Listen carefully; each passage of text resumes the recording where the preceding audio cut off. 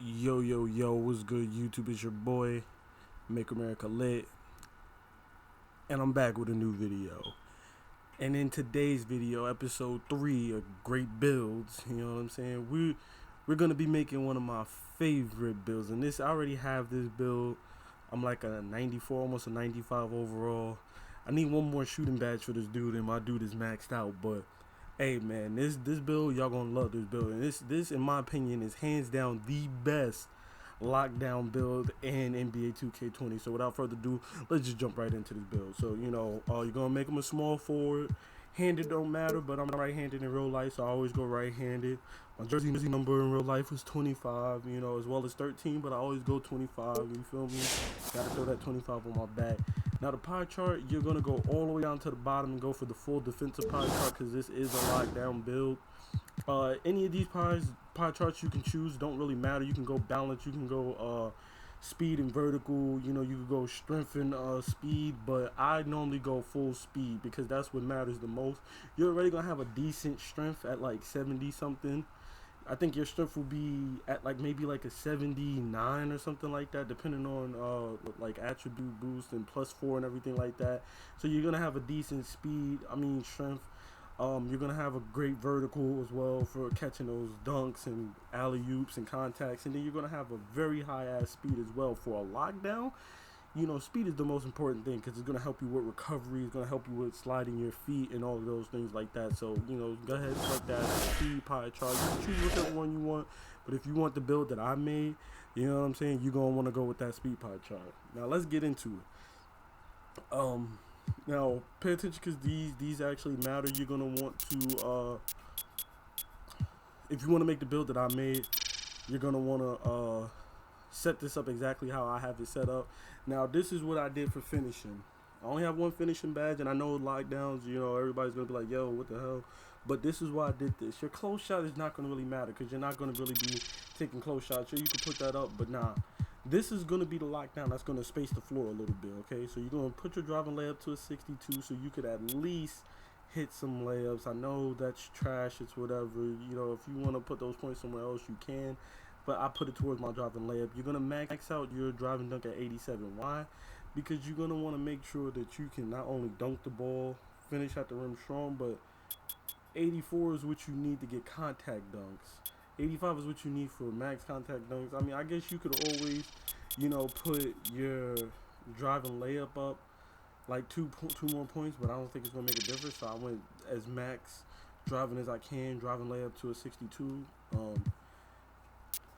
Mid range, you maxing that out. 3-point, you're maxing that out as well. Free throw, you're maxing that out as well. And then post fade.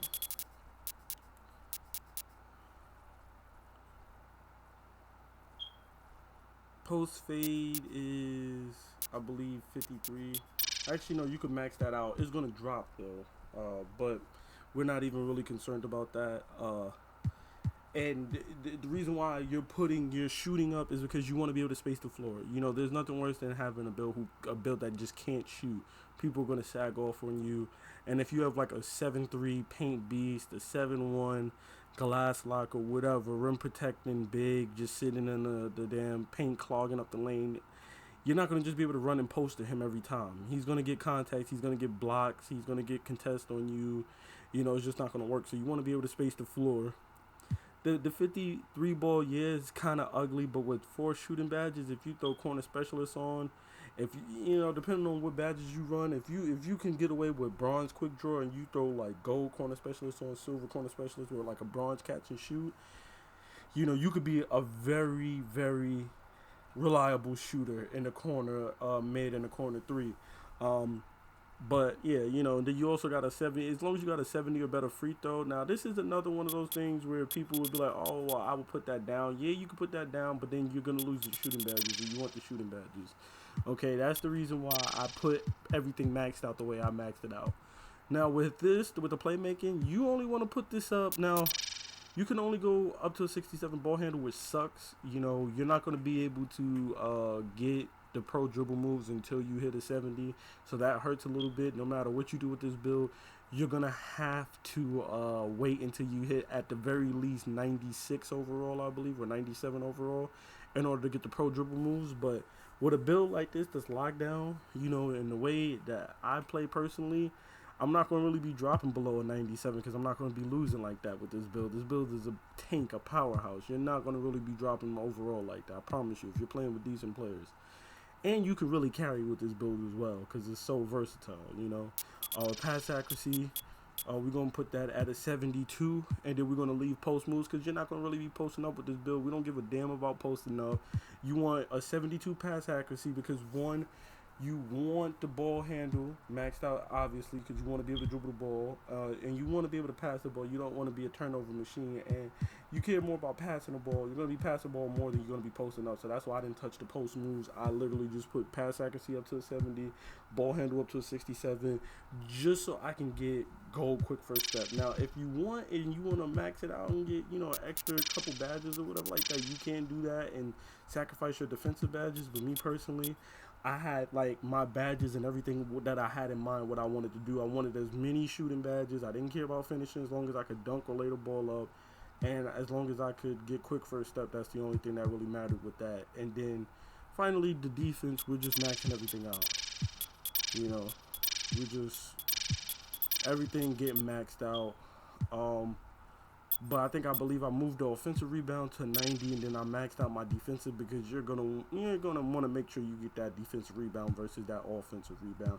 You could play around with it and make it like 93, 92, or 92, 93 if that's what you want to do. But I value defensive rebounds more because I don't want to give the other team a chance to get another chance of scoring, and we got to play defense again. Your body shape does not matter at all, but because I'm a lockdown and I like banging down low, I always go Burley. Height 6'7" is really your best bet. 6'8", you lose some speed, vertical acceleration. You get back some interior defense and stuff like that, but to me, it's not worth it. 6'7" is that perfect Draymond height where you can really guard, that perfect Draymond / Dennis Rodman height where you're not too tall, but you're tall enough to get contest on bigs. You're tall enough to really battle for rebounds, and I've snagged on like 7'3" dudes with this build at 6'7". The lowest weight you can go is 217. I go down 217 just to get that +1 in my acceleration. It's gonna help. I just want to be a little bit, faster. And a wingspan, you can put your wingspan down. I put my wingspan down right here. I put my wingspan down to an 80. I didn't want to put my wingspan down too low, but it gave me a +1 on my ball handle. So I have a 68 ball handle now, a 67 mid-range, and a 51 3-ball. Yes, your still goes down, but you're still above an 85, which is still way good. Your block is only an 88, but you got to remember with +4, +5, like, your block is going back up to 90. Your still is going back up to 90. Your ball handle is going to be a 70 at a 97 overall, and then your mid-range is going to go up to a 70 as well. So this is valid. This is very, very valid to what I want to do. I got the 87 driving dunks, so I can get contact dunks. I'll be able to catch alley-oops. It'll be a little suspect only having one finishing badge, but you're still going to be able to catch oops. You're still going to be able to dunk. I've got countless, clips of me posterizing people and stuff like that with this build. So it's like, yeah, just throw bronze contact on, lockdown badge, and there you have it. The multi-position badges that I would rock. I guess I could kind of just, I guess I don't even really need to test the badge. I could just hop on my actual build, which as you can see is 93 overall. I had the attributes to be a 94, but I just ain't put them up yet because I'm just like, who cares? I'm only going to be a 94, and it's not going to put any of my attributes up, so I really don't care to put my dude up to a 94 just yet.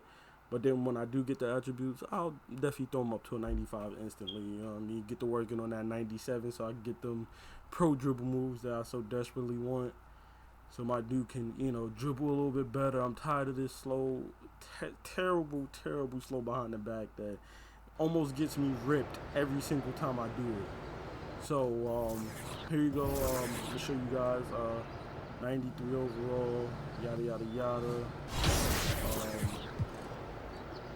As you can see, these are my stats. 4 speed, I'm a 91 speed, 87 acceleration, 74 strength, 80 vertical, 98 stamina for right now. As you can see, like I said, I'm about to be a 95 after this last attribute upgrade.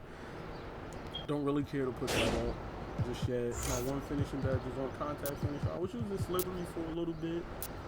You could really go with any 3 or 4 badges. With only one, you're not going to really get much use out of this one badge anyway. You could go Lob City finisher. You could go put back balls. You could go relentless finisher. You could go contact or consistent. I'm going contact just because I got an 87 and I got contact dunks, and that's what's going to help me with catching contact dunks. Right now I'm rocking silver quick draw with bronze catch and shoot. When I get this last shooting badge, I'm probably going to go silver quick draw, silver catch and shoot. I might play around with silver quick draw and bronze catch and shoot with bronze corner specialist.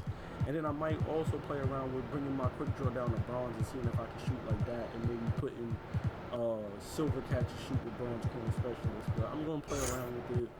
Right now, like, you know, I'm probably shooting decently. I have games where I'm greening everything, and then I have games where I'm breaking everything. You know what I mean? So obviously everything on quick first step. Another good setup would be silver quick first step and bronze bailout, but since I'm not really the primary ball handler, I just go gold quick first step.